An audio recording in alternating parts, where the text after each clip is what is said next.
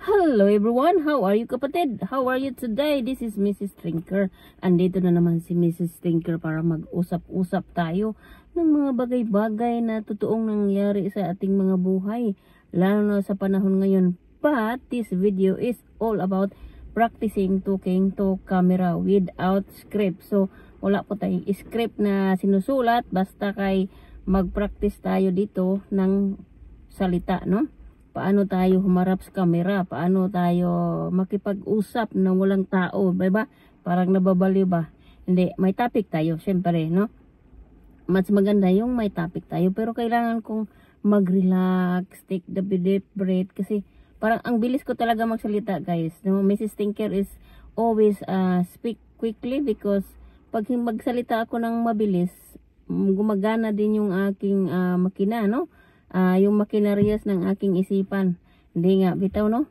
Kailangan ko talaga magsalita ng malakas, pero this, as what I say, this is practice talking to camera, so I want to practice talking nicely to you guys. So if you like this video, don't forget to subscribe. Mrs. Tinker is always thinking about good things, no?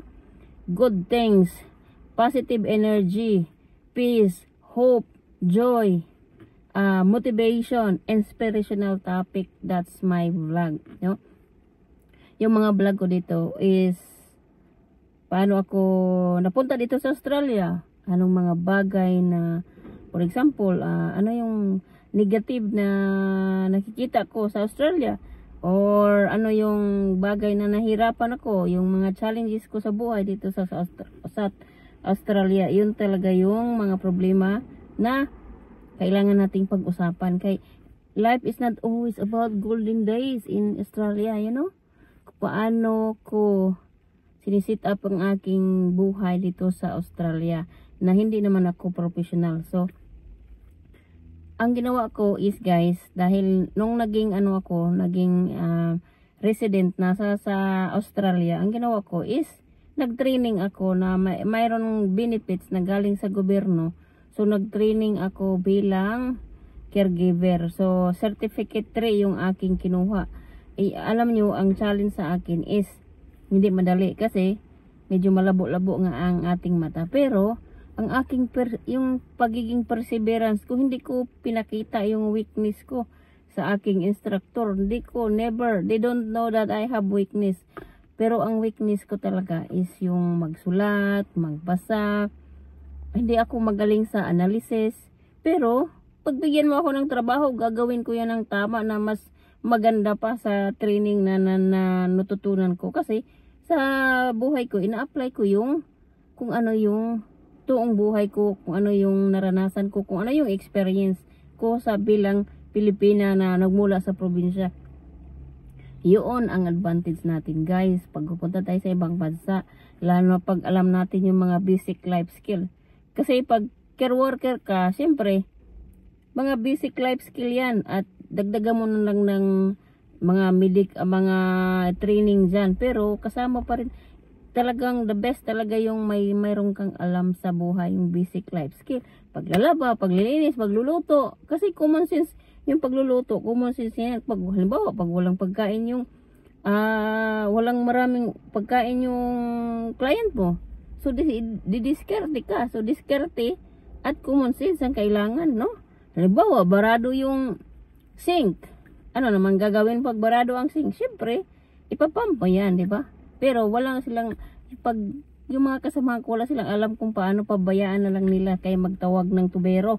Pero ako, ay ginamit ko yung aking common sense at ang aking pagka-resilient, pagka-Pilipino ba, madiskarte sa buhay. Yun talaga, guys, no? So ito is one way of talking to camera. Ang pagsubok, yung mga challenges ko na naranasan ko is mainly talaga is yung pagsusulat. Ayoko kasi pangit yung sulat ko eh. Yung magbasa, yung analysis, 'di ba? Pag mag-aral ka is mayroong essay, hindi ako magaling diyan.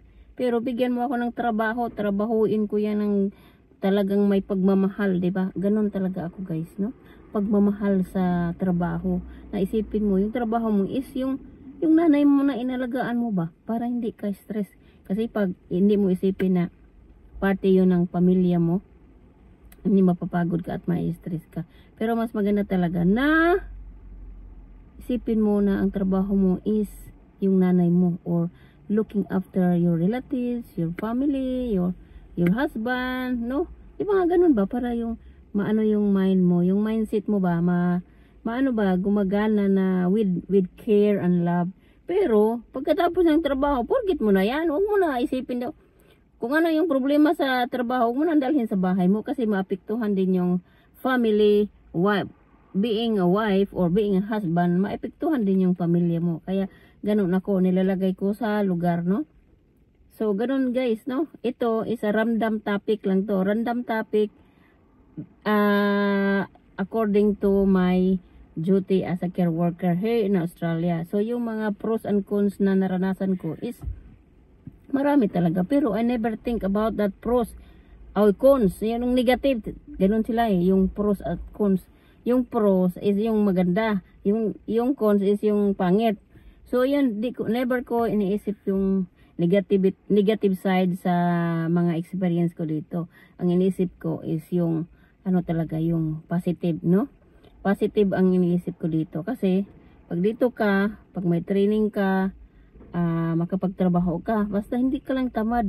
Kailangan dito practical, hindi ka mayabang, practical. Alam nyo guys, Australia is very, lalo na pag sa South Australia, ano sila, low-key, hindi sila yung mataas yung ano nila, iba yung pag sa Melbourne ka, Melbourne City and Sydney, iba yung lifestyle nila. Ang lifestyle dito sa South Australia is ano lang, parang ano, cool lang ba, cool, no? So, yun lang masasabi ko mga guys. Basta, pag pupunta kayo sa, ano, wag na kayong, halimbawa, if you want to be, for example, if you want to be a international student, siyempre, pag gusto mo makatapos talaga sa pag-aaral mo, wag mong isipin yung pagod, no? Isipin mo yung ambition mo, yung goal mo, bakit ka mag-aaral dito sa Australia. Kasi mas maganda yung, ano nila, yung pagdating sa education, marami ka talagang matutunan kasi puro English yan eh, di ba? Mas mahasa yung pag-i-English mo, mas ma-develop mo yung life skill mo, kasi magtrabaho ka dito eh, kung student ka, hindi pwede na hindi ka magtrabaho. Yung iba, ginagamit, lalo pag mga Indian, ginagamit nila ang Australia na mag-student sila dito, pero purposely is looking for a job, no? Meron ng iba na talagang nagtatrabaho talaga sila ng todo, yung hindi talaga sila masyadong nag-aaral pero nag-enroll sila kasi it requires that you enroll in a school, pero in their minds is about working, no? Working. Kaya pag dito ka pumunta, pag hindi ka professional sa Pilipinas, or ibig sabihin professional ka tapos punta ka, wag mong isipin na yung ano ka, yung agad mo ma-apply yung trabaho, yung kurso mo dito sa ibang bansa kasi mayroon silang requirements eh. Kumbaga hindi international yung, halimbawa, you are registered nurse in Philippines.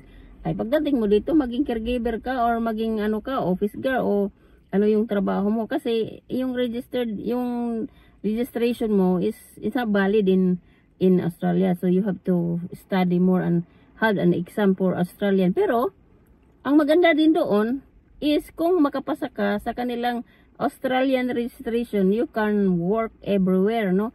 America, UK. So, Australian registration is recognized. That's why that one of my flatmate is she want to be Australian registered so she can travel everywhere. That's just my example, guys, no? Pero pabalik tayo sa personal life experience ko. Kailangan talaga dito is maging practical ka kasi pag hindi ka practical dito sa Australia, gasto ka ng gastos is magbayad ka ng ilaw, magbayad ka ng barangay council, lahat kung nagre-rent ka, magbayad ka ng car, insurance, yung mga expenses mo daily, tapos yung kita mo is konti lang. Halimbawa, you are a student and you are working 20 hours kasi limit is 20 hours a week lang talaga every week. So talagang kailangan mo so kailangan marunong ka magtipid, di ba? Huwag kang maging sosyalada na kasi ang pinunta mo dito is to study, not being socializing and doing, and then your parents expecting you to finish your study and then they find out that you are not really studying. So, no? Something like that. So, that's all for today, guys. So, Business Thinker this is a practice video for me. Practice talking to camera, of course, with random topic about life, no? My life, your life, or if you want to come to Australia, what you need to know about those things. So, it's very important. We need to have life skill. If you come to abroad, if you come to Australia, and if you married a foreigner and you are not professional, when you come to country that is your husband from, you have to make sure that you study a training course, and then your life starts there. Kasi kung nasa bahay ka lang, feeling mo prinsesa ka, sinusuportaan ka ng asawa mo, is parang siguro sa umpisa pwede yun, pero pag matagal ka na, hindi na yung pwede, kasi you need to work for yourself as well. Kailangan hanapin mo yung pagiging independent mo, kasi pag hindi ka independent, maboboard ka sa bahay, matutorture yung mind mo, kasi maghintay ka ng bigay ng asawa mo. Tapos pag naman, siyempre yung pamilya natin sa Pilipinas, they're expecting us to help them, di ba? So maging ka din, magagawa ka ng paraan para makapanghingi ng pera. Yung kailangan talaga is sabihin mo sa asawa mo, if you really want to marry me, this is my advice, because I did it before we decide to apply for a fiance visa. I told him that I need to look after my mom and I need to look after my one nephew. So if I help other stuff, that's beyond my husband's agreement. I'm doing it as my, like, for example, that's why the reason is I'm going extra work, side hustle, is I want to save that money one day that I can help, like, for example, some emergency from other relatives or other nephew or other brother and sister, whatever.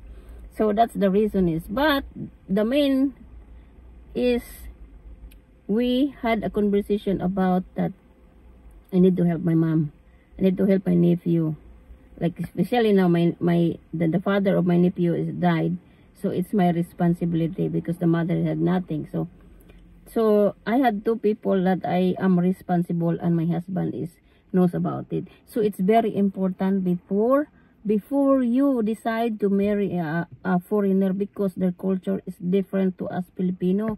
Maybe Greek, because Greek is like Filipino culture or lifestyle. Kailangan you have to be honest and tell your husband that you need to do that. So that's all for today. Nalaglag na yung aking ang aking dinikit na tripod, hindi gumana. So yun lang mga guys, no? Pros and cons. This is a random topic about life, practicality, and it's very important as well. So I want to say bye bye to you. I see the Indian guy coming out, so that's distraction, but this is a practice practice talking to camera to you guys. And I wish you have a great holiday and Christmas.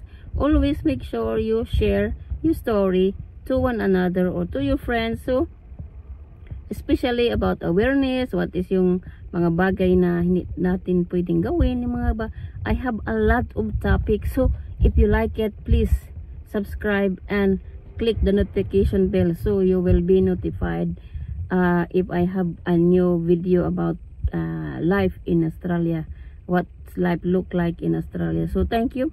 And Mrs. Thinker is always thinking, so when we work we earn, so we have to focus our vision and goal in life, no? Bye everyone, thank you.